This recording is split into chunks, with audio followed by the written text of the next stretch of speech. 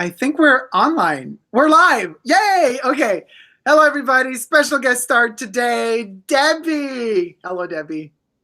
Hello, everybody. As you can see, Debbie is ready for Roseanne. That's right. Oh, my God. And we did have our technical difficulties, but like I said, we believe in not being problem makers, but problem solvers. Yeah. So we have two viewers. I'm not so sure. Let me just try to figure out where we are right now in terms of the video. Could you imagine if like we were not visible? I'm gonna look too on my Roseanne is back. Roseanne is back after a long time. 20 years has it been? At least. Right? When did it go off air? In 1998 or? I don't know. That would be 20 years, correct? Or 97. Yeah, no, well, they keep saying 20 years, so. 98 then. Let me just turn. Let me go to you and see if I can see the chat, because I'm going to have to do that on my tablet because I'm not going to play anything with this computer. Okay. I see myself. I mean, we're live. We're definitely live. I'm behind. But I see absolutely no chat. Okay, hold on. I've got to go to, I know where I have to go. I have to go to, oh, shoot. I'm going to go to Super Dacob. Okay, wait a minute. YouTube. Home of YouTube. That's how we do it. Huh? This is how we do it. It's like, this is how we do it. Oh my gosh. Whoa. I almost knocked over some shit. What happened? Excuse my français. Yeah, sure. Nothing happened. I'm going to see if there's any chat going on. Scusate. Okay. We've redirected you. Sure, there's a chat. It's just I'm going to see if anybody there. Anybody there? Anybody in the chat room? Super. We're talking Roseanne today. Oh yes, look. Okay, we got. No, I do have chat. Long hanging Capi says chic. Meek says hi, Dacob. Hi, Meek. Okay, I see it. I see chat. Debbie, can you see it? Gail says hello, beautiful people. Debbie, you look fabulous. Grazie mille. Thank you. It's happening, Debbie. Hi, Gail. I wish I could like. It doesn't let me change the thumbnail just yet. We had this great thumbnail ready. I'll have to put it after we're done then. But at least we have chat, which is amazing. Okay, I'm getting into says hello. Chat.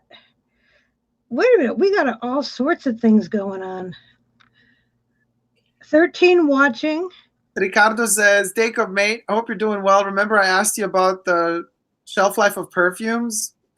Okay, Ricardo, we're talking Roseanne here. So. But we can speak about one perfume with Roseanne. Which one?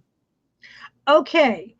When in the season 1, I believe, way back, they had some spare money, and Dan wanted to buy a bell for his boat, and Roseanne wanted to buy this fancy French perfume. Submission. What was the name of the perfume, Dacob? Submission. Submission, yes. So, but that I've got my submission on. I think that was the year, or somewhere around there was the time that Elizabeth Taylor came out with Passion. Yeah. It could have been also the time when Calvin Klein came out with Obsession. So it's like Passion, Obsession, and then she made Submission. I think it's great. Could you imagine what a great perfume that would be? Roseanne, if you're listening to us. She's going to be. Submission. Submission, Roseanne.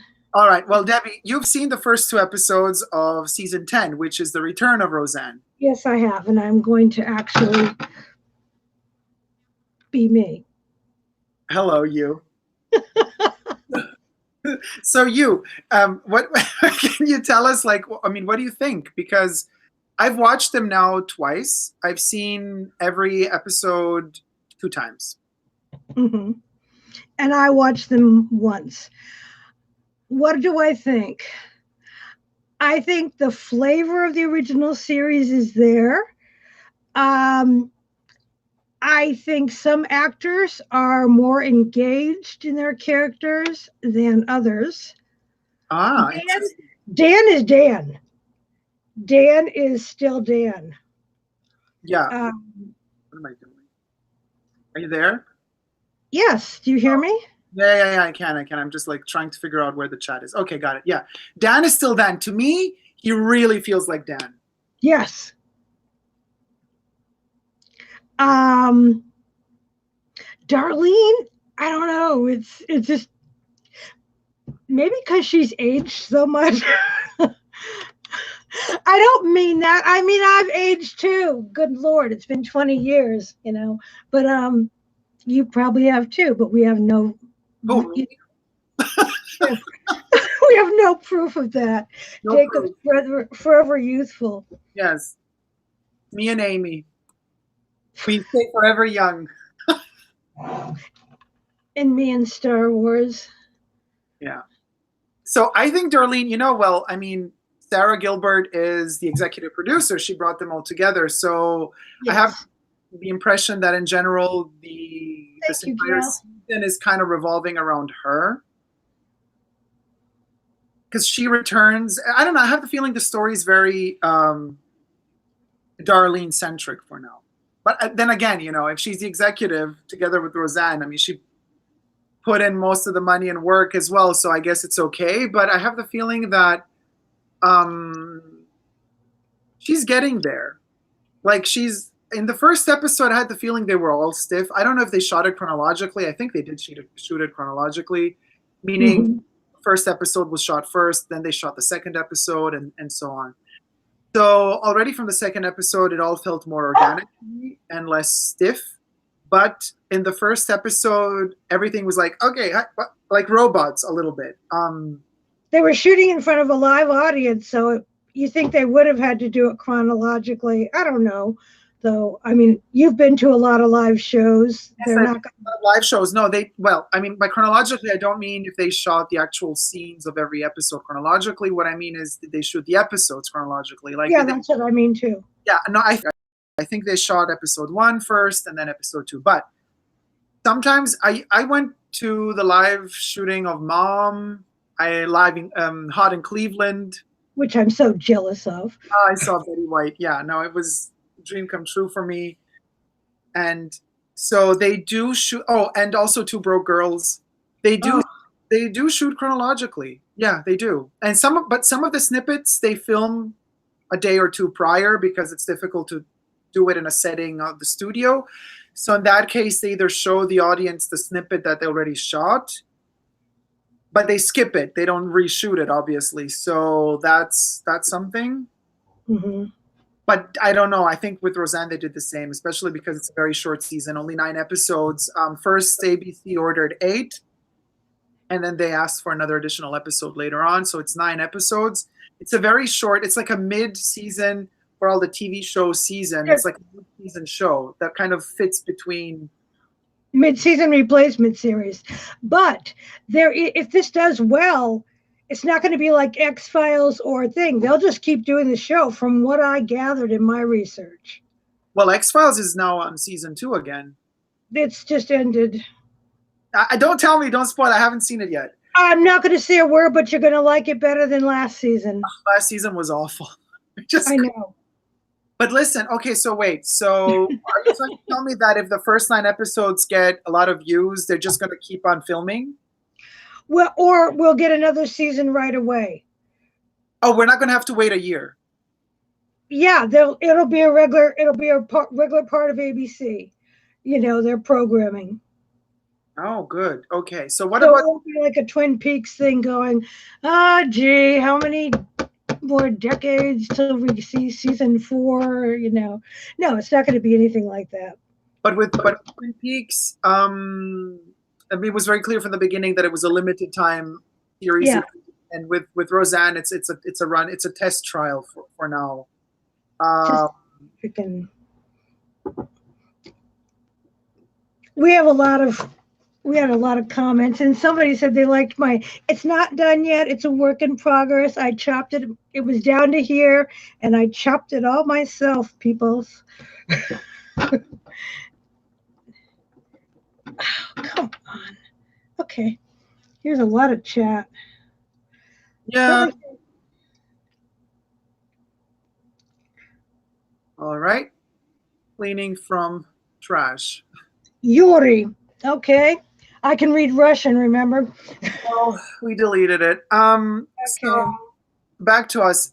And in terms of the characters that some are more or less into them, like into the part, what do we have to say about the first episodes in terms of, let's say, style? Before we get to the topics, I think Roseanne, very interesting. She looks older in episode 1 than she does in episode 2.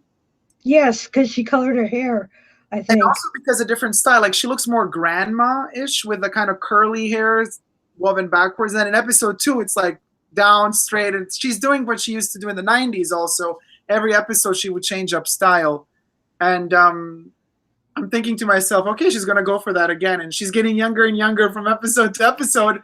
As back in the day, she would get thinner and thinner from episode to episode. So it's kind of funny.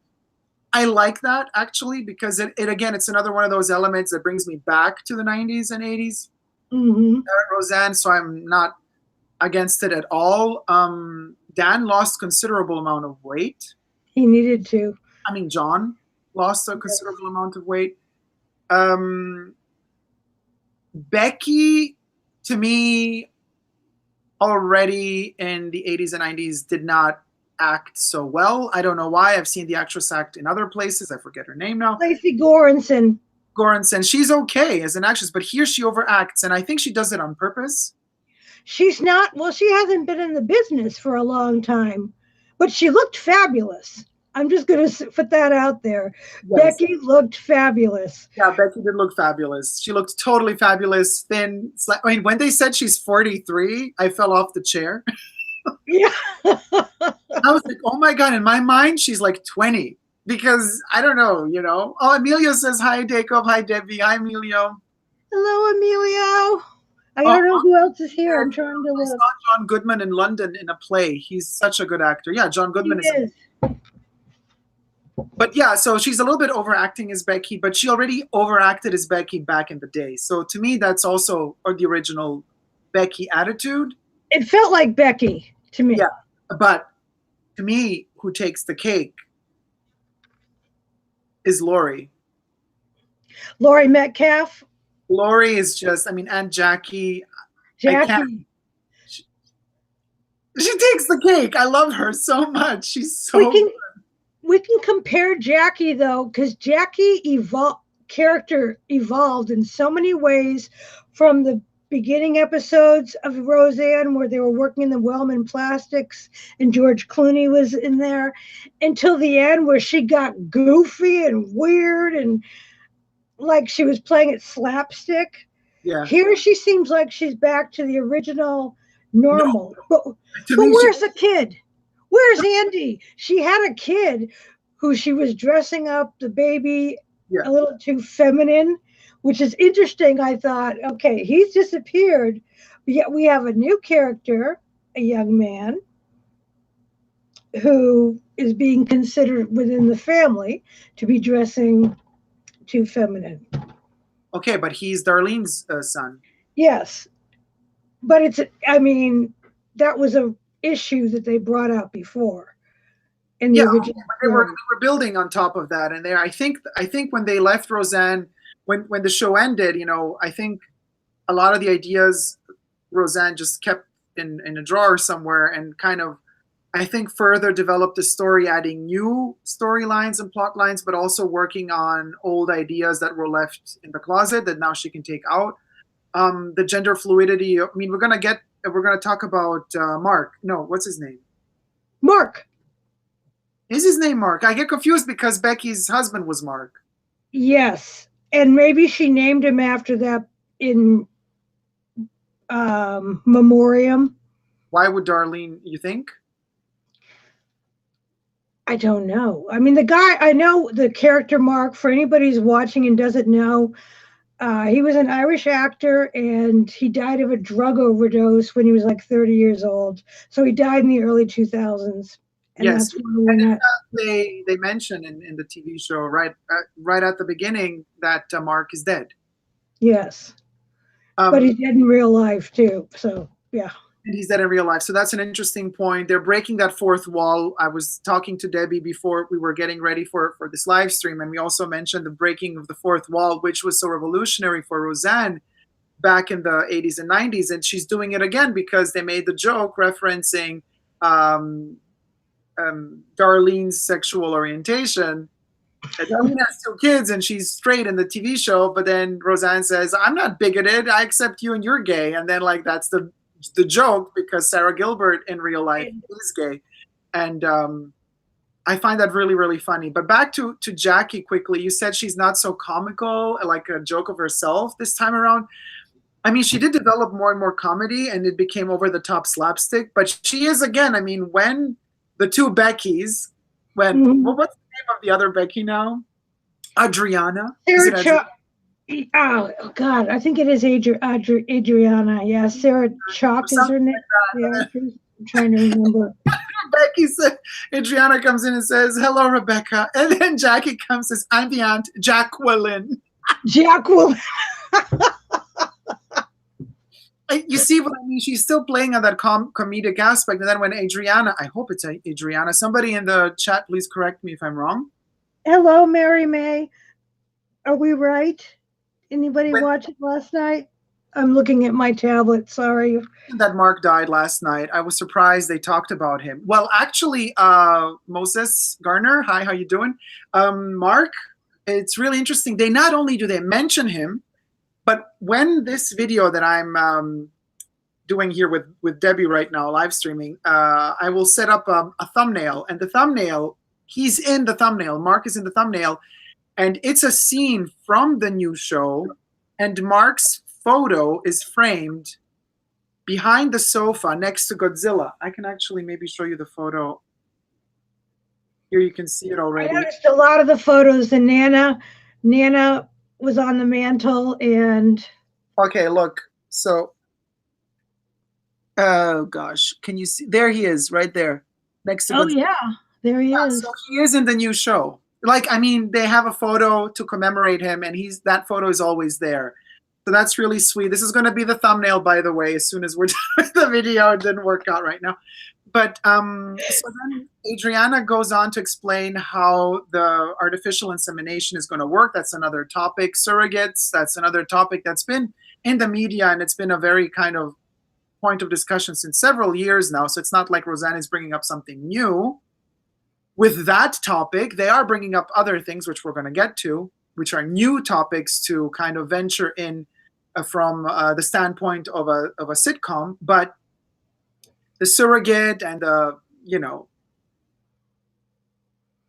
selling your uterus basically to kind of grow somebody else's baby, and it is something that other shows have touched base on. But what is funny is how Jackie deals with Adriana explaining how it works. Jackie would just jump into every word she would say to act as if she knew how the process works. So that repeating everything. Yeah, it was amazing. She's supposed to be a life coach now, so she wanted to like repeat back that she understood it. She was doing some kind of a therapy exercise. It was funny.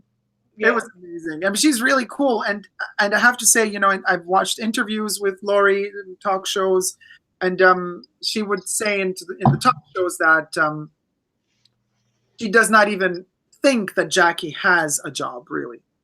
Jackie says she has a job, but we never see her at her job. That's what Lori kind of spoiled for us, and so we're not even sure that she has a real job. So that's interesting. We don't know how she gets along, how she kind of survives, how life is for her. And you're totally right. She did have a kid. What happened to Andy? Season 8 already? Hmm? She had a child already in season 8, I think, before the last season. Yeah, she had it for a couple seasons. So yeah, Yeah, so I'm sure they're Andy, going to address the issue of the child. I'm sure. because they haven't addressed Jerry Garcia. She said something about he was on a fishing boat. It was kind of mumbled, Yeah, the one she had with her limo driver. yeah, That yeah. child. So you think? So what are you thinking? You're thinking that the kid drowned? Her real biological son. No, I mean in the show. I I don't know. Or maybe he actually went to work on a boat in real life and she just threw that in there. Yeah, I haven't done any research. I don't know his name. I mean, yeah. But this is what I'm curious about because they've kind of touched base on everybody, even on characters we've never seen before. We see DJ, and he mentions his wife being in the armed forces. We've never seen that character before. We haven't seen her yet either, but she's even mentioned. And yet, Jackie's child, who we have seen in seasons 8 and 9, is not even mentioned. So that's kind of something. I don't know why that is. I'm looking forward to the resolution of that question. What do you think, Debbie, about how they solved the Dan not being dead issue? Do you think that was done well, or was it kind of a very late? I did like the comedic part. It was a book she had written, and she said something like, "Well, if I had added wizards or what did she say? Or bondage in there." So she was referring to like the 50 Shades of Grey and the Harry? and Harry Potter. Yeah, then she would have made a bazillion dollars. But what else could they do? I mean, we have to bring John Goodman back if we're going to reboot it. There was no other way out. No, and I, also, I mean, come on, Dan is incredible. You can't just write him off. I mean, I cried like crazy at the end of season 9. Um, it would that ending. She made a wonderful ending for a TV show back then. But if you're going to bring it back, you got to bring back Dan.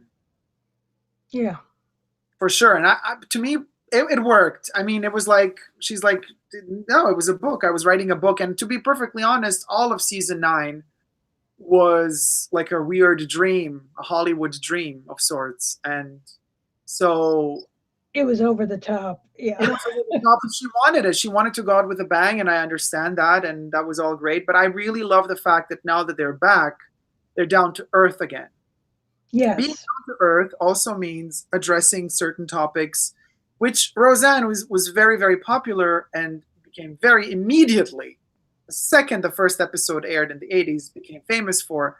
And that is touching base on real issues, talking about them in such a crude and honest way with humor always, but always touching the core, like the pulse of the problems that are happening in America and worldwide, but mostly in America. And one of these issues that no other sitcom really addressed until now is how split and separate America is when, in terms of even within the same family core and nucleus, certain family members voting for one political party and certain other family members voting for another political party.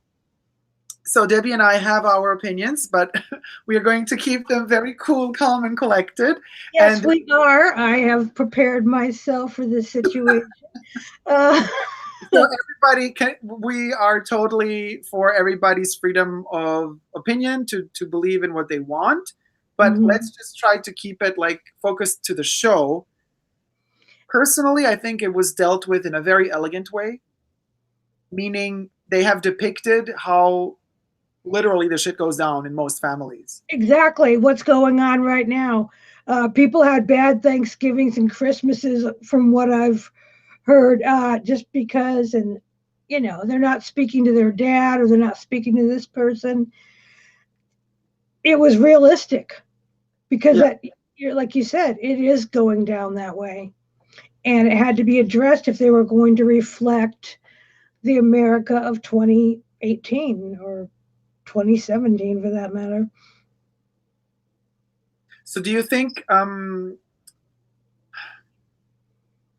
because Roseanne has been like accused before the show aired. A lot of people were worried about the fact, because she was very vocal about who she supported or didn't support, and that the show would become her personal political platform to express her vision of how, you know, her choice is the right choice and everybody should follow her choice. Do you think that is now the case, or do you think that actually she's giving space to both opinions, to both sides of the story?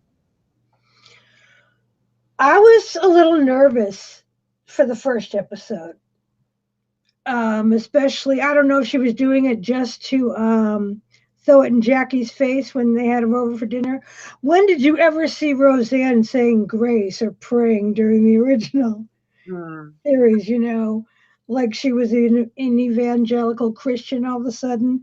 Yeah, the sound stopped. There was total silence when she mentioned all the troops overseas, and yeah, that was a moment where I also felt like, ah, what is going on now? Like I had the feeling all of a sudden they weren't acting. It was like again breaking the fourth wall. Mm-hmm. Yeah. It also felt very out of character to me.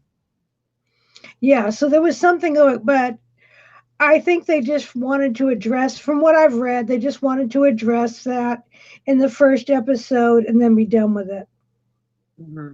So I don't think we're going to see that. Her and Jackie are made up. They're fine. We're not going to have the political debates going on. I don't think if she had gone that route, the show wouldn't have had a chance. I believe that as well. But also, let's not forget one thing. I've been following Roseanne's Twitter. interviews and since years. I never really stopped. Like whenever Roseanne Barr, the person, would give an interview, would talk, even when she was running herself for president. It's interesting that this whole kind of political agenda that I don't know, she's supporting Trump or not supporting Trump.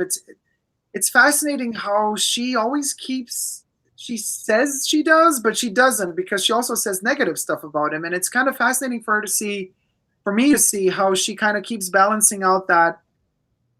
Well, I want things to change.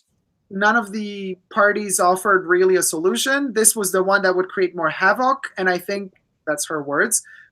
I'm not literally repeating her words. I can't. I The don't have. Jimmy Kimmel interview the other night. Yeah, there was one. But it's interesting how like what she does is she's like, okay, well, guys, now it's time to change stuff. Things are going bad, yes, and she admits it. So let's change it, um, and things are changing now in a radical way. People are on the streets. There's demonstrations. Like youth is waking up, and when youth wakes up, that's when you get a youthquake. And youthquake is not just a album by Dead or Alive. Dead or Alive, yes. Because I love that, and I own that album. Oh, I love that album too. I have it on vinyl. But it's not just that, but a youthquake also delivers true radical change.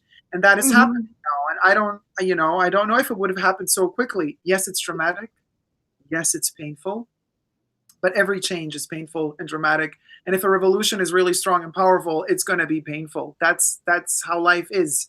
But what I find very good in the show is that her, or let's say Roseanne's, opinions are balanced out by Jackie's. We don't know who the kids voted for, but then Jackie gives the counterpart, and none of the counter that Jackie gives is ridiculous. It's you know what I mean? All of the kind of counter that she gives politically is grounded in facts. And Roseanne can't afford medicine anymore. She can't afford really the health care that she had before. Her family can't do that anymore. And Jackie says, "Oh, there you go. One of your results for what you voted for." And that's kind of, you could believe it or not, of course, because at the end of the day, it's all left up to the viewer. But it's interesting how even these, in terms of dialogue, that the writers built in all of these facets to the complications that this political situation we're living in right now does bring into everybody's home. And the way that they are addressing it is fabulous. It's amazing. It's genius because it's a very difficult situation. Very difficult. Bring it across with humor. And I think that's magical. That's really, there's a lot of power there. And I'm reading some of the comments as I'm speaking. I'm like multitasking, which is super hard for me. But don't be afraid, guys, to watch Roseanne, because some people are writing like they didn't want to see it because of her political beliefs. She's not tainting the show with her political beliefs. Like there's, yeah. Just don't worry. Just the first episode is where you're going to hear something. Just take it all into stride. Enjoy the laugh that you can get out of it, but don't get angry over it. It's a comedy. It's meant to bring us some relief. It does. It really does. I felt like I wasn't alone. I felt like all the confusion I have inside of me, and all of them, I don't know, the fears that I have inside of me, I felt, and I know, when I talk to friends, we all go through the same type of fears. So it's not like I always feel alone, but having a TV show like that already comforted me a lot back in the day, is back again addressing issues that are very relevant today, as it did back in the day. And it comforts me to see that we have the strength to laugh about it and we're going to get through it. Well, those were the lyrics. What doesn't kill us is making us stronger. We're gonna last longer. Oh God, what is it? The Greatest Wall of China? But he says like China. Yeah, China. We also get some right. Something like, but we make out better than okay. Here's what I say. And I can't play the harmonica, so whatever. Dacob, pull out your harmonica. Oh God, where's the harmonica? Amy has one, I'm sure. Amy has a harmonica. Why do I have Amy here with me? Because the Cabbage Patch Kids are from the 80s, and she's also like a memory of. I had an original that was made by the lady. Oh yeah, because actually I saw the documentary. Also, it was on YouTube on how the guy who actually makes them stole the idea from the lady, and that's so sad. It made me kind of like not like my Cabbage Patch Kids again, but I kind of, since I liked him before I knew, it hurts me. What's his name? Xavier, because he like tattoos it on their butts. Oh my God, yeah, it really is. His name is on the butt of the Cabbage Patch Kid. He thinks he's Jeff Koons. Look at that, guys. Jeff Koons. Like there on the butt, you have the name of the Xavier. What's his name? So he claims to have invented the cabbages, but in fact, we know that there's this lovely, wonderful lady that created that. But she wanted people to be happy. So it's not like she cared so much about copyright proving that she was the first and yada, yada. But anyway, these little babies are from the same era as the first Roseanne. That's why it's here. And I have a little bit of junk food. I have a little Jeremy. I knew it. We have a little bit of Moschino, and Jeremy Scott is an American designer. So, well, we're both Moschinoing then. Oh my God, we totally are. Debbie, but I've got Franco. Debbie has an original tester of the Moschino perfume produced by Euro Italia. Still smells of the 80s. Oh, it is so 80s, and I might give myself another little. Ah, yes. Oh yeah, baby. Oh yeah. Oh yeah. And I'm wearing again Jeremy Scott for Adidas from a couple of years ago. Ruffled top. Why camouflage? Because I did this on purpose. There's humor here. It's like almost like a tuxedo ruffled top, but it's a war thing. And this is the topic of the Roseanne show. We're dealing with serious issues, but with frizz. And this doesn't mean that the issues are less serious or that people that like the show, the content creators, they're the writers and the authors that they're making fun of a very serious situation. No, they're not at all. They're actually addressing it with a lot of respect. And this brings me to another point. We're talking about the gender issue. And we have the little kid, he's like 10 years old in the show. When Roseanne asks him if he feels like a boy or a girl, he doesn't hesitate 1 second. He says, I feel like a boy. I just like to wear skirts and colorful colors and bracelets. Fashionista, if there ever was one. I have to admit, Dacob, I'm going to say it because I'm honest. I thought of you. I Really? was wondering because you told us you used to go to school in like the most outrageous things you would put together. Oh my God. And people hated me so much. Oh, and by the way, all you haters out there who post sometimes crappy, what you post is nothing compared to what I had to go through because, having to deal with bullying in real life, physical bullying is once you've survived that, some loser's 3 words spelled wrong in a troll comment.